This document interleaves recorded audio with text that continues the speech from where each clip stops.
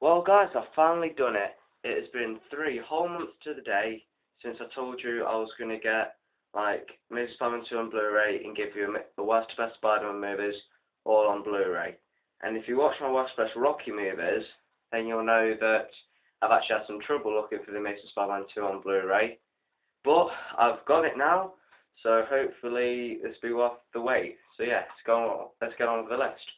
Number 5 is The Amazing Spider-Man 2.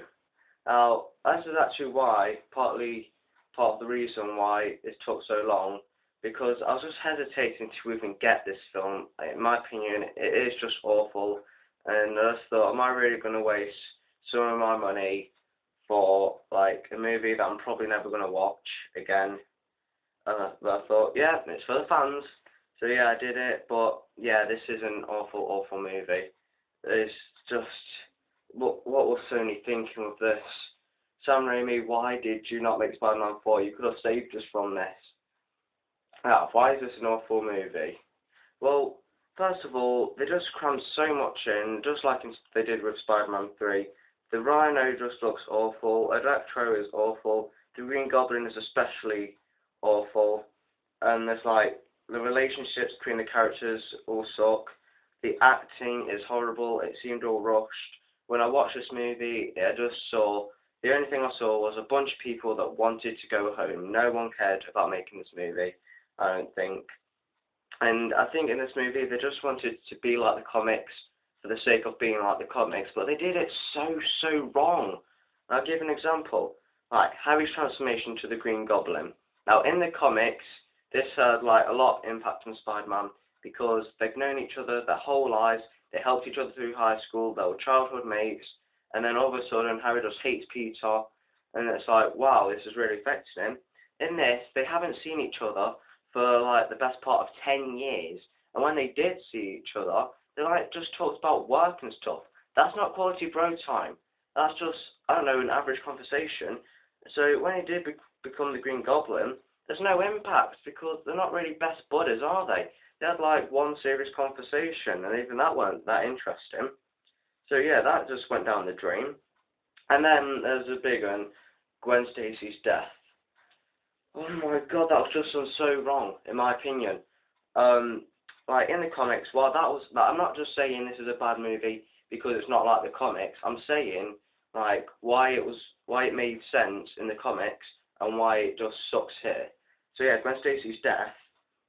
And it's like in the comics, they wanted to take like a darker turn, and then so what they did was they wanted to teach Spider-Man not to be cocky of his powers because in the comics Green Goblin threw Gwen Stacy off the Brooklyn Bridge, I think it was, and Spider-Man, but she was already dead, and then Spider-Man caught her with the web, and he's like, oh yeah, thank you Spider Powers for being all blah blah blah, getting all cocky, so he jumped down and he realised she was dead, boom, that just hit him. It's like, alright, I need to like, stop being cocky and stuff, because like, he was holding his girlfriend dead in his arms, like being all cocky and stuff. But in here, it was just sort of slow-mo, like they knew it was going to happen, but in the comics it was like, bang, snap, done, over. But in here it's all slow-mo, there's that web effect, like, looked like it's reaching out like a hand, which was nice, but it just didn't have the impact that it did on the comics. So yeah, this is just one giant advert for Sony, just a bunch of people that wanted to go home, effortless, I give it a 4 out of 10, this is just not a good movie. Number 4 is Spider-Man 3. Now, the reason this isn't number 5 is obviously because, like, Amazing Spider-Man 2 is awful. This was originally going to be 5, and I just thought, Sam Raimi, you did your best you could with this movie. I mean, yeah, it's not a masterpiece, but I think Sam Raimi just beats himself up too much over this movie. Like, he was saying, like, oh yeah, you did good with 1 and 2, or if this one is just awful. It's not awful, it's not a very good movie, but I think what I read was Sam Raimi was going to split this into 2 movies, and it was just going to be Sandman and New Goblin. But I think Sony just went, look, I'm not wasting money on 2 films, and the fans want Venom, so you can put it in 1 movie and you can have Venom in it. The Sam Raimi's like, yeah, sure. So yeah, they did, and that's actually why Venom had such little screen time, because he wasn't meant to be in it. But Sony's just like, look, mate, you're putting Venom in. So yeah, they did that, and I think Sam Raimi did the best he could with this. Like, yeah, there's emo Peter Parker, which I kind of do like emo Peter Parker. The only things I don't like about him is when he's just walking down the street, looks like an idiot. And there's the bar scene where he's dancing with Gwen Stacy and stuff. That's just torture. It's horrible. But yeah, I think this could have been a lot worse. Yeah, it's not that good, but it could have been worse. So yeah, number 4. Number 3 is The Amazing Spider-Man. Now, I think that this movie is hated a bit too much. Yeah, I do wish that they made Spider-Man 4 instead of this, but I think this is a decent reboot. I think Andrew Garfield was a pretty good Spider-Man. His origin was pretty good. He went back to his roots, with having Gwen Stacy in it instead of Mary Jane and having the artificial web shooters. I think the Lizard was a pretty good villain. He was sympathetic, and everyone was a sympathetic villain. But one of the main things, though, that did ruin this movie for me is the Spider-Man costume itself. I think that costume just looks so silly. I just hate it. I think the eyes look stupid. The spider symbol is stupid. It looks all futuristic and stuff. There's way too much blue on him, and I do think that looks stupid. But everything else I did really like. There are some emotionally strong scenes in here, like where he got his leg injured, then he webs it up, and then all the cranes come. It's kind of unrealistic, but who cares? It's a superhero movie. It's not supposed to be. So yeah, that's a nice bit. And overall, I think this movie is hated a bit too much. I like it, and that's why it's number 3.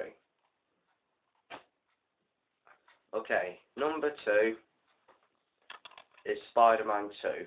I know most of you are probably expecting this to be number 1, and this is a pretty good movie, but there are a few things I don't like in it. The main thing, when I first watched this movie, I just thought it was alright. I didn't think it was that good. One of the things I didn't like this movie was Spider-Man lost his powers, and they had that cheesy montage of raindrops falling on the head. I think that was just kind of silly. Don't really point that out, but it's what kind of ruins it for me. I think Doc Ock is a seriously overrated villain. I mean, Doc Ock's cool, but come on, he's not that good. I mean, don't get me wrong. Crap, I forgot what his name was. Alfred Molina. Yeah, he did a really good job as Doc Ock, but Doc Ock as a villain, he isn't that good. But overall, this is a really good movie. You get a kind of deep relationship with the characters. You see Harry being all his aftermath of his father's death, how he's obsessing over Spider-Man. And then at the end, you see him enter his Goblin's lab, building up number 3, which really wasn't that good, but I've talked about that. And then Peter's and Mary Jane's relationship, how that's getting all rocky and all that stuff. And it is the classic superhero story. And if you saw the 2.1 edition, I think they should have put this in the normal movie, but they didn't. Where Jameson gets the Spider-Man suit and he wears it and he's jumping around his office and stuff. That wasn't in the original cut, but in Spider-Man 2.1 it is, so that was pretty good.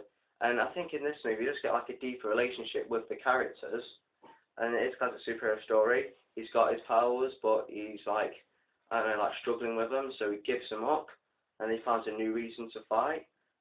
Beats the bad guy, saves the girl. So yeah, this really is a very good movie. I give this a 9 out of 10. The only things that kind of ruin it for me is that I think Spider-Man lost his powers too long, and I think that Doc Ock is kind of an overrated villain.